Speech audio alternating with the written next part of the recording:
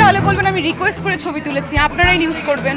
আমি যদি এখন বলি আমার গুড ফ্রেন্ড, আপনারা বলবেন he is very senior than you.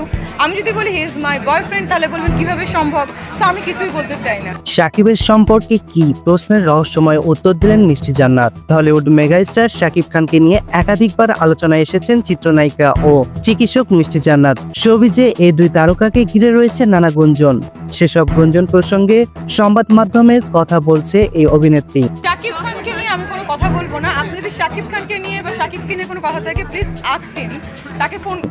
Tollywood megastar Shakib Khan প্রসঙ্গে বিশেষ সাক্ষাৎকারে কথা বলেছেন চিত্রনায়িকা মিষ্টি জান্নাত। দেশে একটি সংবাদ মাধ্যমে বিশেষ সাক্ষাৎকারে মিষ্টি জান্নাতের কাছে জানতে চাওয়া হয় টলিউড সুপারস্টার শাকিব খানের সঙ্গে তার সম্পর্ক কি। প্রশ্নের উত্তরে মিষ্টি বলেন, আসলে শাকিব খানকে নিয়ে কোনো কথা আমি বলবো না। আমার মনে হয় এই প্রসঙ্গে শাকিব খানকে জিজ্ঞেস করা ভালো, তাহলে একটা সুন্দর উত্তর আপনারা পাবেন। একটু অপেক্ষা করে মিষ্টি বলেন, শাকিবকে নিয়ে ছবি পোস্ট করার পর কেউ লেখে আমি অনুরোধ করে ছবি তুলেছি, অনেকে বলে প্রেম করার জন্য ছবি তুলেছি।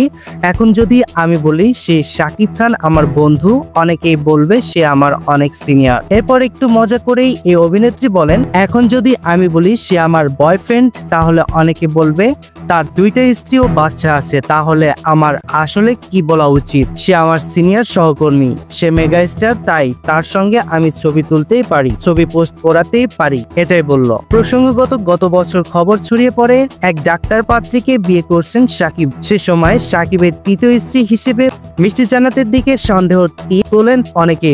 এরপর থেকেই শাকিবকে নিয়ে আলোচনায় রয়েছেন এই চিত্রনায়িকা।